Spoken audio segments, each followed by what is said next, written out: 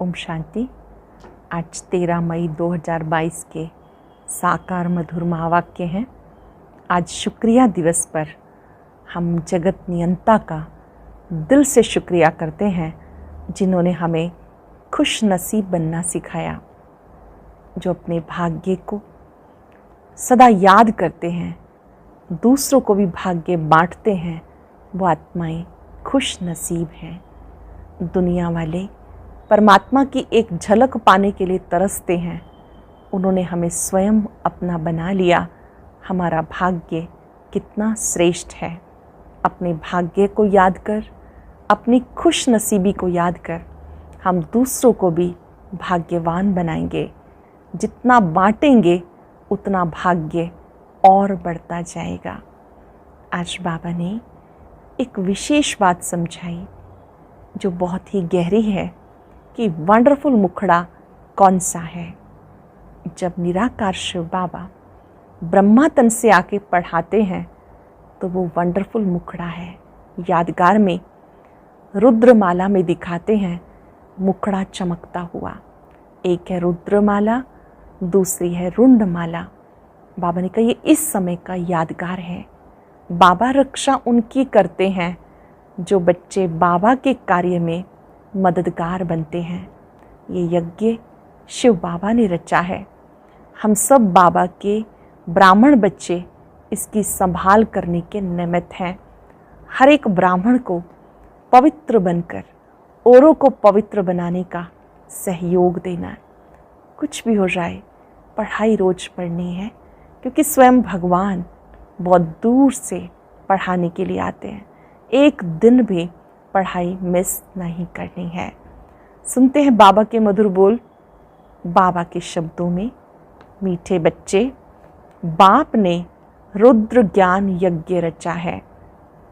तुम ब्राह्मण इस यज्ञ की संभाल करने वाले हो, इसलिए तुम्हें पवित्र जरूर रहना है।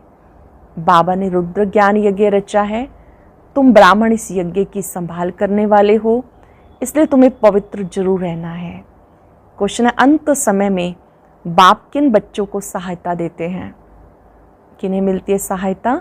जो अच्छी रीति सर्विस करते हैं, उन्हें अंत में जब बहुत आफतें आएंगी उस समय सहायता मिलेगी। ज़रूर जो बाप के मददगार बने, बाबा उन्हें मदद करेंगे। जो बच्चे बाबा के मददगार बनेंगे, बाबा उनकी मदद करेंगे। दूसरा प्रश्न है, वंडरफुल मुखड़ा कौन सा है? उसका यादगार किस रूप में है? शिव बाबा जिसे अपना मुखड़ा नहीं, वो जब इस मुखड़े का आधार लेते हैं तो ये हो जाता है वंडरफुल मुखड़ा। इसलिए तुम बच्चे सम्मुख मुखड़ा देखने के लिए आते हो। इसका यादगार रुंडमाला में मुखड़ा दिखाते हैं। रुंडमाला में मुखड़े दिखाए जाते हैं, वो यादगार है। गीता कितना मीठा, कितना प्यारा, शिव भोला भगवान। ओम शांति। बेहद का बाप कहते हैं, मैं एक ही बार 5 वर्ष के बाद बच्चों का मुखड़ा देखता हूँ। बेहद का बाप शिव बाबा कहते हैं, मैं 5 वर्ष में एक बार बच्चों का मुखड़ा देखता हूँ। बाप को अपना मुखड़ा तो है नहीं। शिव बाबा भी पुराने शरीर का लोन लेते हैं, तो तुम बाप दादा दोनों का मुखड़ा देखते हो, तब कहते हैं बाप दादा का याद प्यार स्वीकार हो। अब रुंडमाला बच्चों ने देखी है, उसमें मुखड़ा दिखाते हैं। रुंडमाला बनाई जाती तो शिव बाबा का भी ऐसे मुखड़ा देखेंगे। ये कोई को पता नहीं कि शिव बाबा भी आकर शरीर का लोन लेते हैं। शिव बाबा इस ब्रह्मा मुख से बोलते हैं, तो ये उनका मुख हो गया ना। शिव बाबा इस मुख से बोलते हैं तो ये उनका मुख हो गया। इस समय एक ही बार बाप आकर बच्चों का मुखड़ा देखते हैं। बच्चे जानते शिव बाबा ने ये मुखड़ा किराए पर लोन लिया हुआ है। ऐसे बाप को अपना किराया देने के लिए कितना फ़ायदा होता है। ऐसे बाप को अपना मकान किराए पर देने से कितना फ़ायदा होता है। पहले पहले इनके कान सुनते हैं, भले फट से तुम सुनते हो, परंतु सबसे नज़दीक इनके कान हैं। तुम्हारी आत्मा बहुत दूर बैठी है। ब्रह्मा तन से शिव बाबा मुरली सुना रहे हैं, सबसे पहले ब्रह्मा बाबा के कान सुनते हैं। भले तुम ही सुनते हो, लेकिन तुम तो दूर बैठे हो। आत्मा कान द्वारा सुनेगी तो थोड़ा फर्क रहता है। तुम बच्चे यहाँ आते हो सम्मुख मुखड़ा देखने, यह वंडरफुल मुखड़ा। शिवरात्रि मनाते हैं तो जरूर शिव बाबा जो निराकार है वो यहाँ आकर प्रवेश करते हैं। तो उनका ये भारत देश हुआ। भारत है अविनाशी परम पिता परमात्मा का बर्थ प्लेस, परंतु उनका बर्थ अन्य मनुष्य सदृश नहीं है। स्वयं बाप कहते मैं इनमें प्रवेश करता हूँ, फिर बच्चों को ज्ञान सुनाता हूँ। सब आत्माओं का अपना अपना शरीर है, मेरा कोई शरीर नहीं। शिव का हमेशा लिंग रूप दिखाएंगे। रुद्र यज्ञ जब रचते हैं तो मिट्टी के गोल गोल लिंग बनाते हैं, सालिग्राम छोटे छोटे बनाते हैं, शिवलिंग बड़ा बनाते हैं। वास्तव में छोटे बड़े हैं नहीं, सिर्फ दिखाने के लिए कि वह बाप है और वो बच्चे हैं। पूजा भी दोनों की अलग अलग करते हैं, समझते भी कि वो शिव है वो सालिग्राम है। ऐसा तो नहीं कहते कि सभी शिव ही शिव हैं, नहीं, शिवलिंग बड़ा बनाते हैं और सालिग्राम छोटे छोटे बनाते हैं। ये सब बच्चे हैं, उनके साथ बाबा ने समझाया इन सालिग्रामों की पूजा क्यों करते हैं, क्योंकि तुम सब आत्माएं हो ना, तुम इस शरीर के साथ भारत को श्रेष्ठाचारी बना रहे हो। शिवलिंग के साथ छोटे छोटे सालिग्राम किस लिए हैं, क्योंकि आप बाबा की मदद करते हो, बाबा के कार्य में सहयोगी बनते हो। शिव बाबा की श्रीमत सालिग्राम ले रहे हैं, आत्मा का ही नाम सालिग्राम है। सभी आत्माएं बाबा की श्रीमत ले रही हैं। ये भी ज्ञान यज्ञ रचा हुआ है। रुद्र शिव बाबा का यज्ञ है। शिव बाबा बोलते हैं, सालिग्राम भी बोलते हैं। ये अमर कथा सत्यनारायण की कथा है। मनुष्य को नर से नारायण बनाते, सबसे ऊंच पूजा उनकी हुई। आत्मा कोई बहुत बड़ी नहीं है, बिल्कुल बिंदी मिसल है। उसमें कितनी बड़ी नॉलेज है, कितना पार्ट भरा हुआ है। छोटी सी आत्मा कहती है मैं शरीर में प्रवेश कर पार्ट बजाता हूँ। शरीर कितना बड़ा है, शरीर में आत्मा प्रवेश होने से छोटेपन से पार्ट बजाने लग पड़ती। अनादि अविनाशी पार्ट मिला हुआ है। शरीर तो जड़ है, उनमें जब चैतन्य आत्मा प्रवेश करती उसके बाद गर्भ में सजाएं खाने लगती। सजाएं भी कैसे खाती है, भिन्न भिन्न शरीर धारण कर जिस जिसको जिस रूप में दुख दिया वह साक्षात्कार करते जाते हैं। दंड मिलता जाता है, त्राही त्राही करते, इसलिए गर्भ जेल कहते। ड्रामा कैसे अच्छा बना हुआ है, कितना पार्ट बजाते हैं। आत्मा अंजाम करती है मैं कभी पाप नहीं करूँगी। आत्मा वायदा करती है मैं कभी पाप नहीं करूँगी। इतनी छोटी आत्मा को कितना अविनाशी पार्ट मिला हुआ है। 84 जन्म का पार्ट बचाकर फिर रिपीट करते हैं। वंडर है ना, ये बाप बैठ समझाते, बच्चे भी समझते, ये तो यथार्थ बात है। इतनी छोटी बिंदी में कितना पार्ट है। आत्मा का बहुतों को साक्षात्कार होता। गाते आत्मा स्टार है जो इस भ्रिकुटी के बीच में रहती है, कितना पार्ट बचाती है। इसको कहते कुदरत। तुम तो जानते हो हम आत्मा एक शरीर छोड़ दूसरा लेते हैं, कितना पार्ट बजाते। हमें बाबा आके समझाते कितनी ऊंची नॉलेज है। दुनिया में किसी को नॉलेज नहीं, ये भी तो मनुष्य था ना, इनमें अब बाप ने प्रवेश किया। ऐसे नहीं गुरु गोसाई का चेला होगा, उससे सिद्धि सिद्धि सीखे हैं। कोई कोई समझते हैं गुरु का वरदान अथवा गुरु की शक्ति मिली हुई है। ये तो बातें ही न्यारी हैं। सम्मुख सुनने से तुम्हें बहुत मज़ा आता है। याद करें वो दिन जब मधुबन में हिस्ट्री हॉल में निराकार परमात्मा ब्रह्मा तन से महावाक्य उच्चारण कर रहे हैं। उनकी भ्रिकुटी में वो दिव्य प्रकाश, दिव्य आभा सब देखते मिलते, तो वो सम्मुख का जो दृश्य है उसमें बहुत आनंद आता है। जानते हो बाबा सम्मुख समझा रहे हैं। बाबा इतना छोटा है जितना हम आत्मा छोटी हैं। उसको कहते परम पिता परमात्मा। परम माना सुप्रीम, परे ते परे परम धाम में रहने वाले। परे ते परे तुम बच्चे भी रहते हो। बाबा कितनी महीन बातें सुनाते। शुरुआत में थोड़ा ही समझाते थे, दिन प्रतिदिन तुम बच्चों को कितनी गंभीर नॉलेज मिलती है। कौन देते हैं? ऊंचे से ऊंचा भगवान। वो आकर कहते बच्चे आत्मा कैसे ऑर्गन्स द्वारा बात करती है। कहते हैं वो भ्रिकुटी के बीच में चमकती है, परंतु सिर्फ कहने मात्र कहते हैं। किसकी बुद्धि में नहीं आता, किसको ये नॉलेज है नहीं जो समझाए। तुम्हारे में भी ये बातें बहुत कम समझते हैं। जो समझते हैं वो अच्छी रीति धारणा करते हैं, फिर औरों को भी कराते हैं, अर्थात वर्णन करते हैं। परम पिता परमात्मा कहते हो तो पिता से जरूर वर्षा मिलना चाहिए, स्वर्ग के मालिक होने चाहिए। उनको जरूर बाप से स्वर्ग का वर्षा मिला होगा। कहाँ वर्षा दिया? क्या सतयुग में दिया? जरूर पास्ट के कर्म हैं। अब तुम कर्मों की थ्योरी को समझते हो। तुमको बाबा ऐसे कर्म सिखाते जिससे तुम ऐसे बन सकते हो। जब तुम ब्रह्मा मुख वंशावली बने हो तब शिव बाबा ब्रह्मा मुख से तुम्हें ये नॉलेज सुनाते हैं। कितना रात दिन का फर्क है, कितना घोर अंधियारा हो गया। कोई भी बाप को जानते नहीं जिससे रोशनी मिले, कोई भी बाबा को नहीं जानते जिससे रोशनी मिले। कहते हैं हम एक्टर्स पार्ट बजाने आए हैं कर्म क्षेत्र पर, परंतु हम कौन हैं, हमारा बाबा कौन है, कुछ भी पता नहीं। सृष्टि चक्र कैसे फिरता है कुछ नहीं जानते। गाया हुआ है अहिल्याएं कुब्जाएं गोपिकाएं हैं जो उनको आकर पढ़ाते हैं। बाबा आते हैं जो अहिल्याएं कुब्जाएं गणिकाएं हैं उन्हें पढ़ाते। प्रदर्शनी में बहुत बड़े बड़े आदमी भी आते, परंतु उनकी तकदीर में है नहीं। बाबा है गरीब निवाज। 100 में मुश्किल कोई एक साहूकार निकलेगा। 100 भी ऊंच पद पाने का पुरुषार्थ कोई विरला ही करते हैं। तुम हो गरीब, माताओं के पास बहुत पैसे आदि थोड़े रहते हैं। कन्याओं के पास कहाँ से आए? वह तो फिर भी हाफ पार्टनर है। कन्या को कुछ भी मिलता नहीं, वो वहाँ चली जाती, हाफ पार्टनर बनती, वर्षा नहीं ले सकती।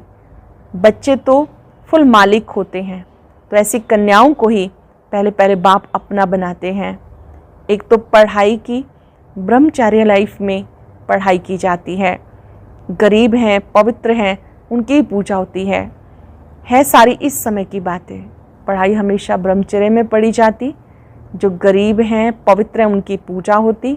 इस समय तुम्हारी एक्ट चलती है जो फिर पूजी जाती है। शिव जयंती बिगर कृष्ण जयंती हो ना सके। तुम जानते हो शिव जयंती, फिर श्री कृष्ण की जयंती, फिर श्री राम जी की जयंती। शिव जयंती से जगत अम्बा, जगत पिता का भी जन्म होता। जरूर जगत का ही वर्षा मिलेगा। सारे जगत का मालिक तुम बनते हो। जगत अम्बा है जगत की मालिक। जगदम्बा का बहुत मेला लगता। ब्रह्मा का इतना पूजन नहीं होता तो बाप माताओं को आगे रखते हैं। शिव शक्तियाँ माताओं को सबने ठोकर मारी, खास पतियों ने।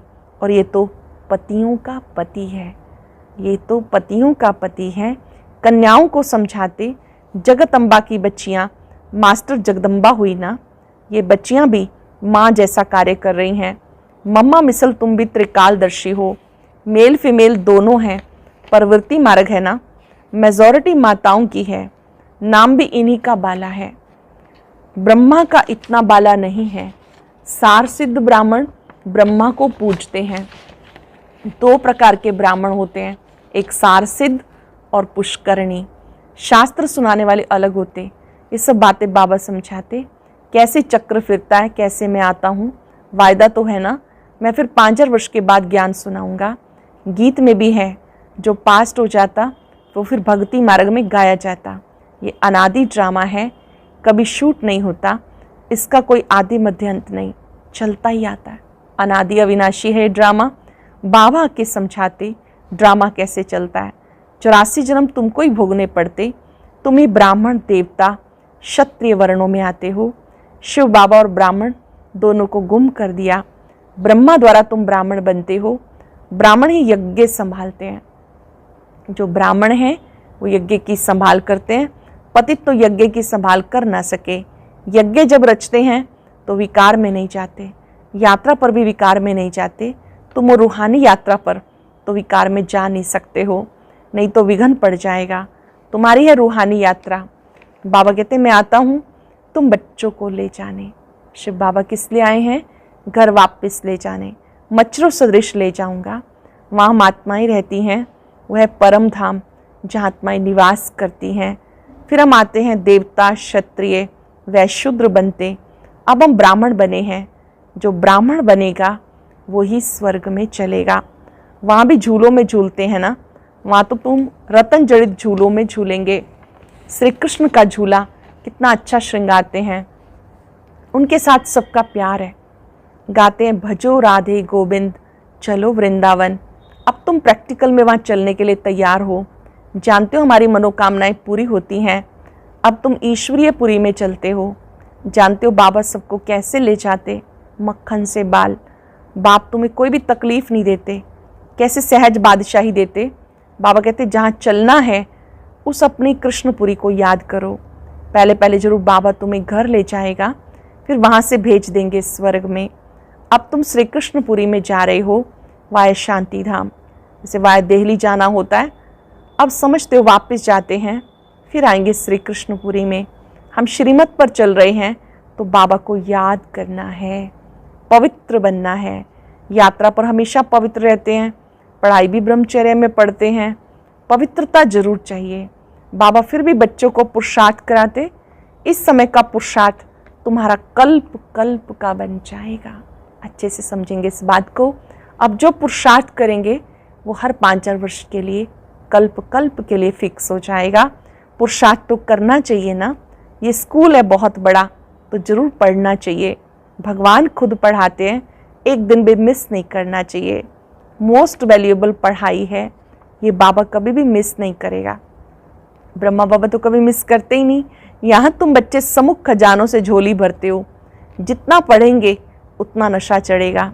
बंधन नहीं तो फिर ठहर सकते हैं, परंतु माया ऐसी है जो बंधन में बांध देती है। बहुत है जिनको छुट्टी भी मिलती है। बाबा कहते पूरा रिफ्रेश हो जाओ। बाहर जाने से फिर वो नशा नहीं रहता। बहुतों को सिर्फ मुरली पढ़ने से भी नशा चढ़ जाता। बड़ी आफतें आनी हैं। मदद उन्हें मिलेगी जो मददगार बनेंगे। मदद उनको मिलेगी जो बाबा के मददगार बनेंगे। अच्छी रीति सर्विस करेंगे तो उनको अंत में सहायता भी मिलती है ना। अच्छा, मीठे मीठे सिक्के लदे बच्चों प्रति माता पिता बाप दादा का याद प्यार गुड मॉर्निंग। रूहानी बाप की रूहानी बच्चों को नमस्ते। रूहानी बच्चों की रूहानी बाप दादा को नमस्ते, गुड मॉर्निंग। शुक्रिया बाबा, शुक्रिया। धारणा के लिए सार। पढ़ाई मोस्ट वैल्यूएबल है। स्वयं भगवान पढ़ाते हैं। एक दिन भी पढ़ाई मिस नहीं करनी है। ज्ञान खजाने से रोज़ झोली भरनी है। ये पढ़ाई का समय है। यात्रा पर चल रहे हैं। रुद्र यज्ञ की संभाल करनी है। पवित्र जरूर रहना है। किसी भी विकार के वश हो, विघन नहीं डालना। किसी भी विकार के वश होकर बाबा के यज्ञ में विघन नहीं डालना। वरदान है भाग्य विधाता बाप द्वारा मिले हुए भाग्य को बांटने और बढ़ाने वाले खुश नसीब भव। भाग्य विधाता बाप द्वारा मिले हुए भाग्य को बांटने और बढ़ाने वाले खुश नसीब भव। सबसे बड़ी खुश नसीबी ये है जो भाग्य विधाता बाप ने अपना बना लिया। दुनिया वाले तड़फते हैं भगवान की एक सेकंड भी नज़र पड़ जाए। आप सदा नैनों में समाये हुए हो, इसको कहते खुश नसीब। वो एक नज़र के प्यासे हैं, आप नैनों में समाये हुए हो, इसको कहते खुश नसीब। भाग्य आपका वर्षा है। सारे कल्प में ऐसा भाग्य अभी मिलता है। तो भाग्य को बढ़ाते चलो। बढ़ाने का साधन है बांटना। जितना औरों को बांटेंगे, भाग्यवान बनाएंगे, उतना ही भाग्य बढ़ता जाएगा। जितना बांटेंगे उतना ही बढ़ता जाएगा। स्लोगन है निर्विघ्न और एकाग्र स्थिति का अनुभव करना है तो एकाग्रता का अभ्यास बढ़ाओ। सदा निर्विघ्न रहना है, एकाग्र स्थिति का अनुभव करना है तो एकाग्रता का अभ्यास बढ़ाओ। आज दिल से शुक्रिया करते रहेंगे। बाबा आपका शुक्रिया, आपने हमें खुश नसीब बना दिया। दुनिया वाले एक झलक के लिए तरसते हैं, आपने हमें अपने नैनों में समा लिया। हमारे भाग्य को चमकाने वाले बाबा आपका शुक्रिया। और अब सुनते हैं आज का अव्यक्त ज्ञान मोती। ये एक बहुत संस्कारितापूर्ण वीडियो है, जरूर देखें, कोई भी मिस ना करे।